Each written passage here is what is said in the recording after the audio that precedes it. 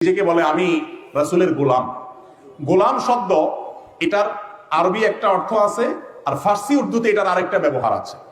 সাধারণত আরবিতে গোলাম বলা হয় বালককে, বাচ্চাকে, শিশুকে বলা হয় গোলাম। আর ফার্সিতে, উর্দুতে বা আমাদের বাংলা ভাষায়ও সচরাচর গোলাম বলতে বোঝানো হয় দাস। গোলাম বলতে বোঝানো হয় কি? তো আমরা তো আমাদের প্রিয় নবী সাল্লাল্লাহু আলাইহি সাল্লামের বালক, শিশু বা তার বাচ্চাও না, আর তার সে অর্থে দাস বলতে যেটা বোঝানো হয় তার দাসও। আমরা কার দাস? স্বয়ং আমাদের নবীজি সাল্লাল্লাহু আলাইহি সাল্লামও কার দাস? আল্লাহর দাস। অতএব ওই অর্থে আমরা মুসলমান কেউই নবী করিম সাল্লাল্লাহু আলাইহি সাল্লামের গোলাম। আমি প্রায় বলি আমি মুহাম্মদ সাল্লাল্লাহু আলাইহি সাল্লামের গোলাম।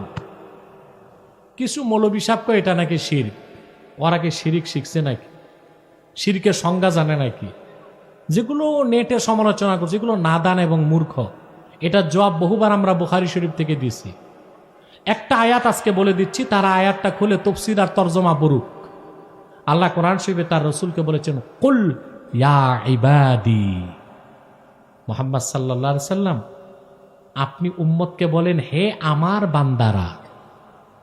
আল্লাহ তার রাসূলকে বলেছেন আপনি উম্মতকে বলেন আমার বান্দারা। কোন অর্থে? আমরা আল্লাহর বান্দা, আল্লাহর ইবাদত করি। আর রসুল্লাহকে আল্লাহ উম্মতকে বান্দা বলতে এই জন্য বলছেন কারণ উম্মত রসুলুল্লাহর ইতাআত করে, আনুগত্য করে। তো যেহেতু রসুলুল্লাহর বান্দা এই শব্দটা আল্লাহ কোরআনে উল্লেখ করছেন, আমরা যদি বলি আমরা নূর নবীজি মুহাম্মদ সাল্লাল্লাহু আলাইহি ওয়াসাল্লামের গোলাম, তা তো কোনো অবস্থায় শিরক হইতে পারে না। কথা বুঝেন নাই? বুখারী শরীফের মধ্যে হাদিসও আসছে এই ব্যাপারে। আসলে ওরা ওই যে আহলে কোরআনদের মতো কিছু শব্দ পড়ে তাফসীর আর ব্যাখ্যাতে যায় না। আচ্ছা বলেন তো ভাই, আল্লাহকে তো মাওলা বলা হয়, কি বলা হয়? আনতা মাওলানা ফানসুরনা আলাল কওমিল কাফিরিন। হে আল্লাহ তুমি আমাদের মাওলা, তুমি আমাদের কাফিরদের উপর সাহায্য করো।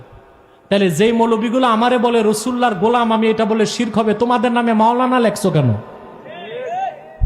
তো বেটা তুমি নিজেই তো মুশরিক, তুমি নিজেই তো মুশরিক। মুশরিকের মুখে তো শিরকের বিরুদ্ধে ফতোয়া মানায় না। আল্লাহ কোন অর্থে মাওলা আর তুমি আমি কোন অর্থে মাওলানা লেখি, এটি তো বুঝো না। মাওলার অনেক অর্থ। মাওলার এক অর্থ হচ্ছে মালিক, মাওলার এক অর্থ অভিভাবক, মাওলার এক অর্থ নেতা, মাওলার আরেক অর্থ চাকর। যেমন মুসলিম শরীফে আসছে আন সাওবানা মাওলা রাসূলিল্লাহ, সাওবান থেকে বর্ণিত যিনি রাসূলুল্লাহর চাকর। এখানে মাওলা অর্থ কি? চাকর। তা আমরা যে বলি আমরা আল্লাহর হাবিব নূর নবীজি মুহাম্মদ সাল্লাল্লাহু আলাইহি ওয়াসাল্লামের গোলাম, এটা কোন অর্থ বলি? তুচ্ছ উম্মত বুঝাইতে যায়া। কথা বুঝতে পারছেন? এগুলো বুঝতে হবে। আসলে এই যে মৌলবীগুলো দেখো তোমরা, এগুলো কাজের মৌলবী না। কাফের মোশরিক বেঈমান নাস্তিকদের বিরুদ্ধে তাদের কোনো বক্তব্য নাই, তাদের কোনো কথা নাই, তাদের কোনো চিন্তাও নাই। তারা আছে শুধু নিজেদের মধ্যে খোঁচাখুচি করে দূরত্ব সৃষ্টি করা, এই মাসলাকে দ্বন্দ্ব সৃষ্টি করা আর কাফের মোশরিককে সুযোগ করে দেওয়া। এই সব মৌলবীদের ফতুয়ায় কথায় তোমরা বিভ্রান্ত হয়েও না। এখন সারা দেশ যেখানে এক হয়ে গেছে, আহলে কোরআন দাবিদার ইহুদিটা পরাজয়ের পর আমাদের পক্ষ নিল, হ্যাঁ, তাদের বিপক্ষ নিল। সেখানে তারা আমাদের বিরোধিতা করছে, মানি পরোক্ষভাবে তারা কাফেরেরই পক্ষ নিছে।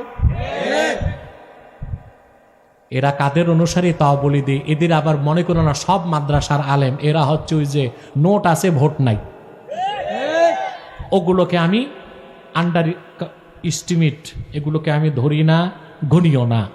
কারণ আমি সংখ্যাধিক্যে বিশ্বাসী নই, আমি কোয়ালিটিতে বিশ্বাসী। আল্লাহ কবুল করুক, মঞ্জুর করুক, বলুন আল্লাহ।